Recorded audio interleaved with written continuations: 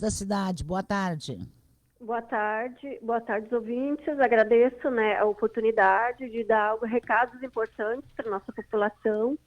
Bom, a gente então mantém, né, as atividades, as ações de combate ao Aedes desde o nosso primeiro caso confirmado, né?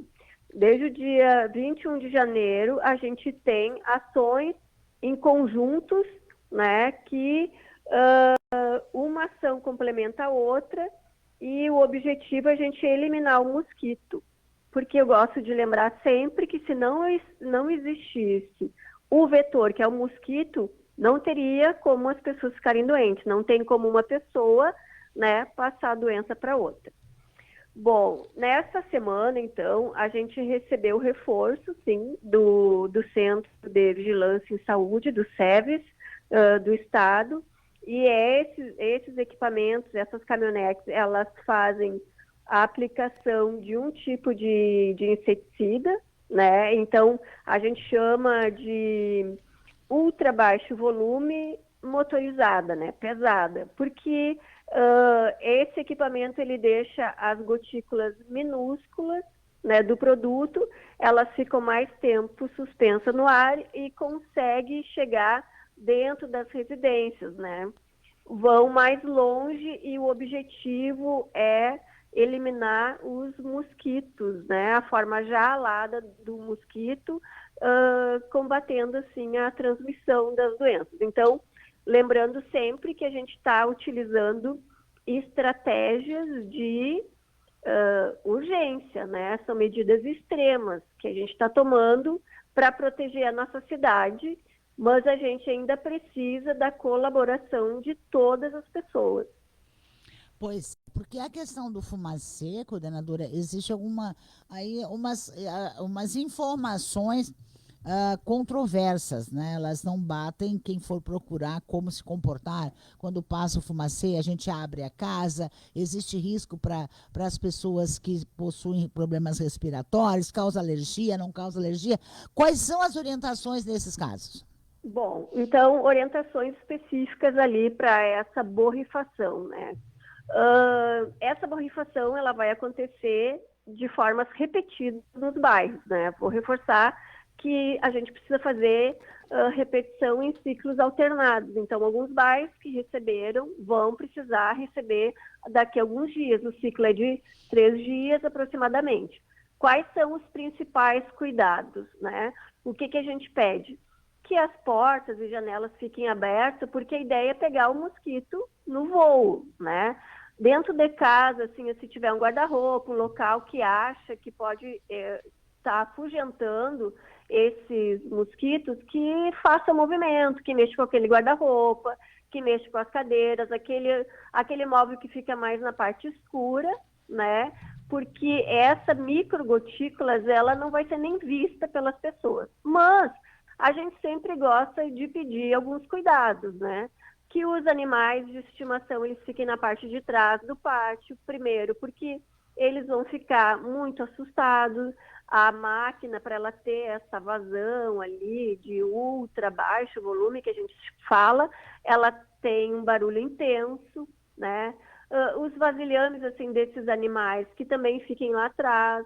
Se por acaso ficou numa área de borrifação, depois trocar água, né? São coisas simples, mas que é importante a gente comentar, né? Evitar que as pessoas fiquem na rua, na frente das casas durante a aplicação, e sim, se tiver crianças pequenas e idosos, a gente prefere que fique dentro de casa, né? Não expostos ali na área externa, onde a borrifação vai ser mais concentrada, né? Logo que sai do equipamento, ela tem uma concentração maior. E ela tem que ser muito pequena, assim, ultra baixo volume que a gente fala, porque são gotículas que o mosquito não vai poder desviar.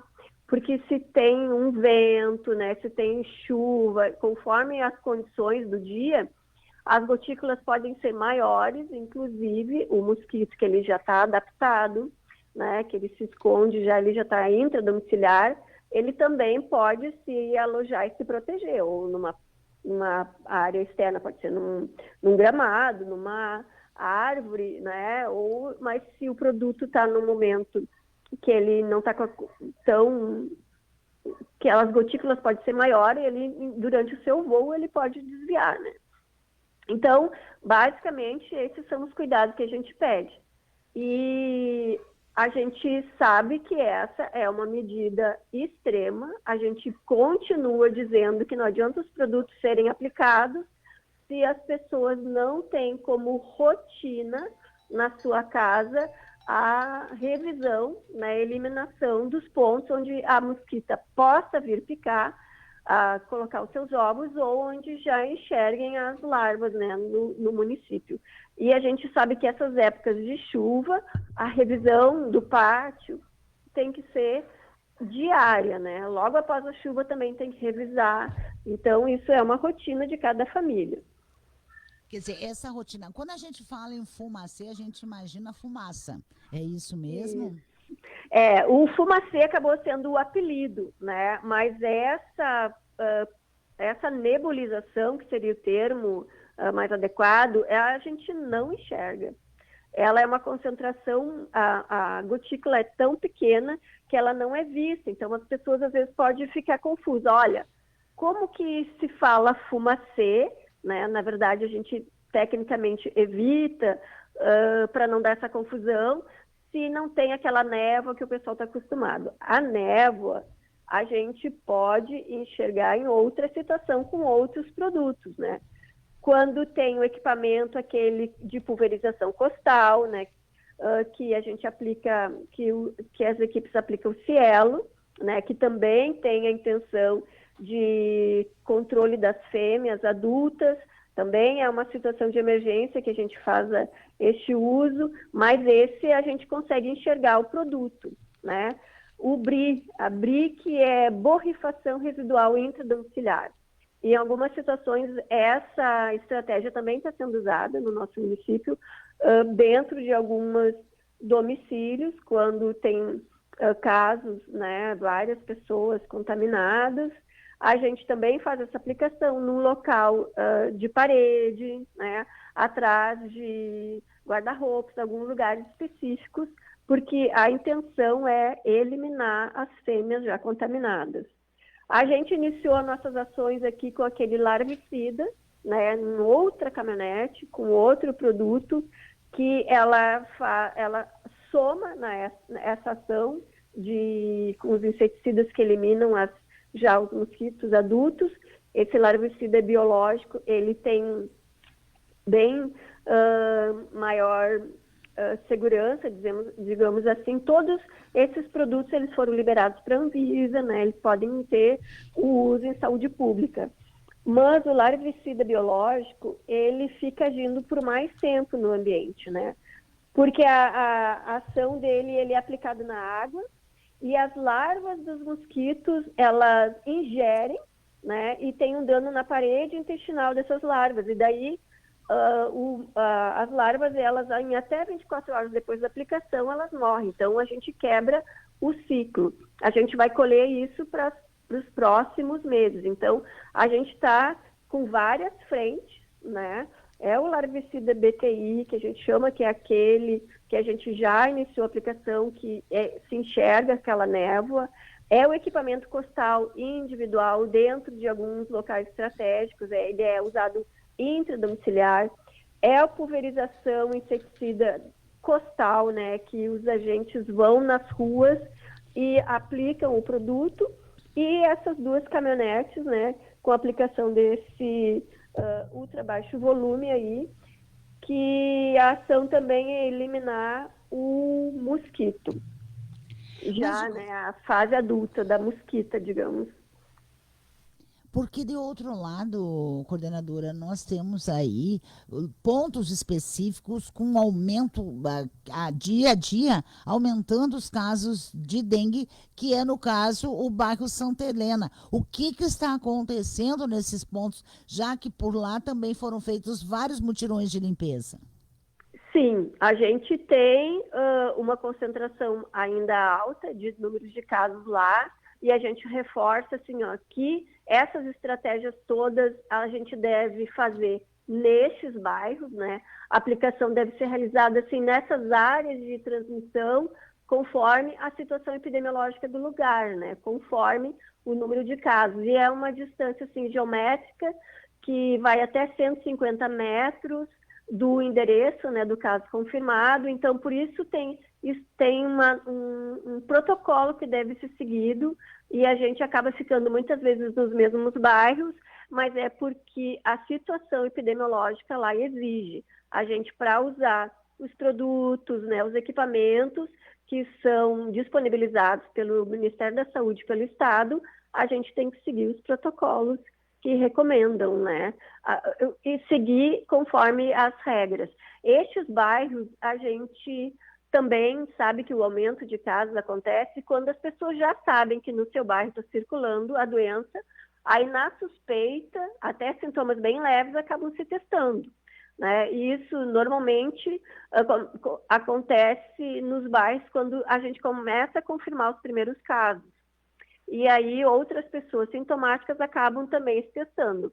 A gente tem outros bairros que têm pessoas sintomáticas, mas que se testam menos. E, inclusive, eu vou observar aqui que nos nossos mutirões, em alguns bairros, a gente percebeu que as pessoas estavam no seu domicílio com sintomas sujeitos, possivelmente dengue, e ainda não tinham procurado o serviço de saúde.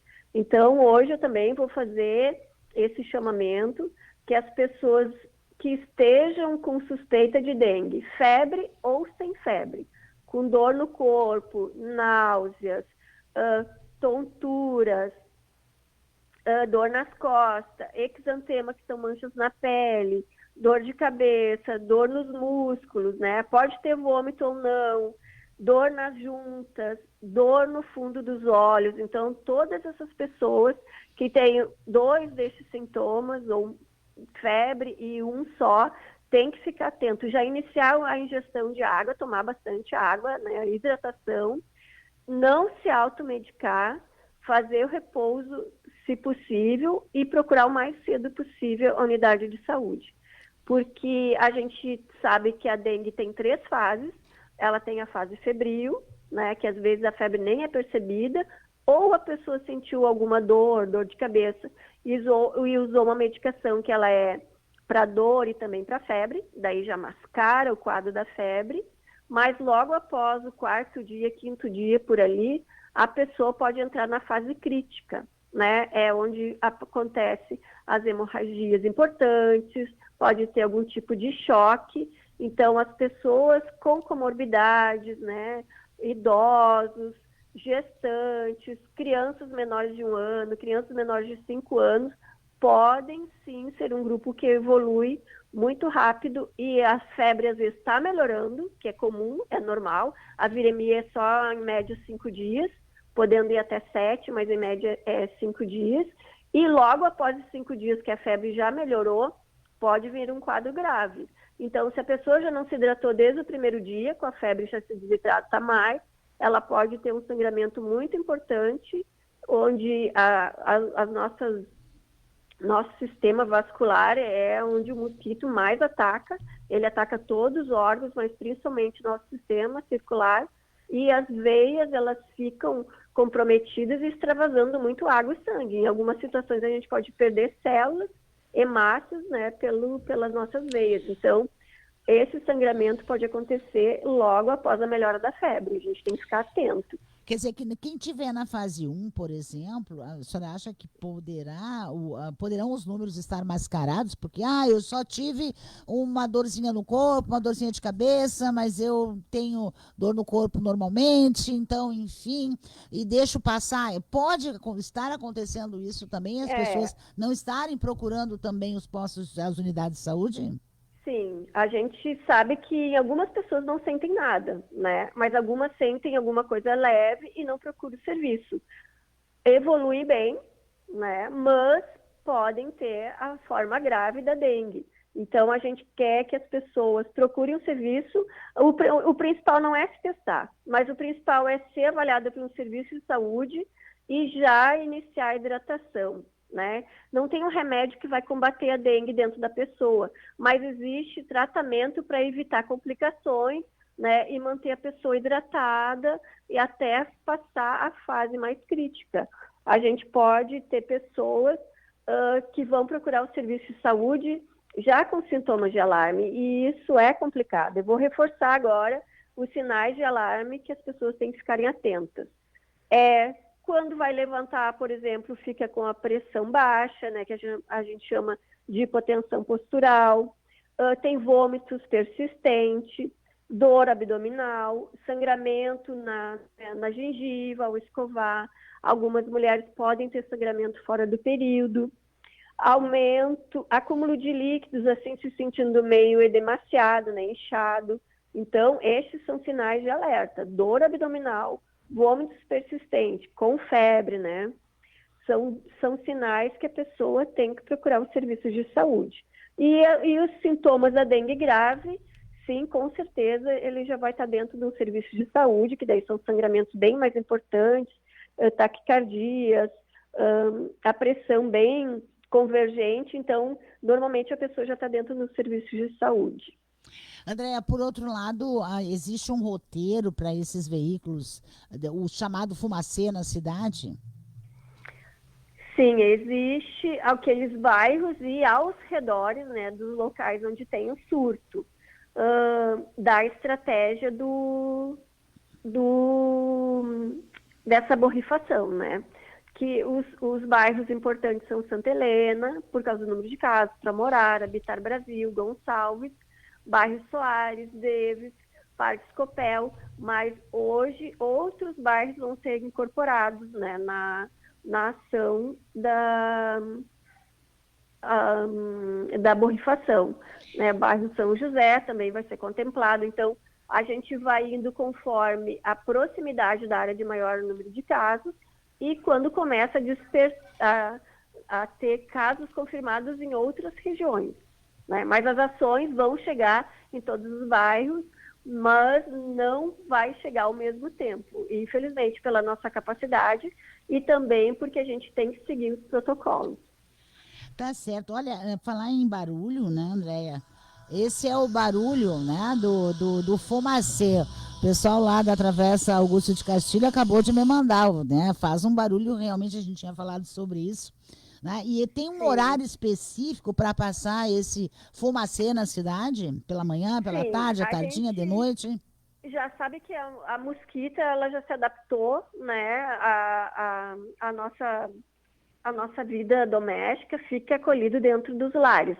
Mas onde a gente sabe que circula mais e a fêmea vai buscar mais sangue, né, para fazer postura dos ovos, é no início do dia, a partir das 5 horas, por aí, ao amanhecer, e no fim do dia, né, ao entardecer. Então, esses são horários estratégicos onde tem maior circulação dos mosquitos, onde eles estão em maior atividade. Claro que pode ficar um dentro de casa, embaixo da mesa, pode ficar um atrás da geladeira, a gente pode ser picado durante as 24 horas. Mas as ações, como não pode acontecer durante as 24 horas, a gente concentra nessas conforme a fisiologia do Aedes. Tá certo, então. E tem 2 postos, só para lembrar, tem 2 postos, tem 2 unidades de saúde funcionando até mais tarde para atender esses casos, essas pessoas com sintoma de dengue ou sintoma de gripe, que é a unidade da A1, da Conde de Porto Alegre, e a do Centro Social Urbano, é isso? Isso aí. Das 5 às 9, das 5 da tarde às 9 da noite. Isso aí. Então, as pessoas que estão na dúvida ou já têm o diagnóstico de dengue e estão sentindo algum sintoma, né, diferente, procure o serviço de saúde. Se for sangramento, alguma situação de emergência, não hesite, vá procurar o serviço de emergência. Muito obrigada pela participação. Tenha um bom fim de tarde, Andréa Santos, que é coordenadora da Vigilância em Saúde da Secretaria Municipal de Saúde de Cachoeira do Sul. Obrigada, um abraço. Um abraço, obrigada.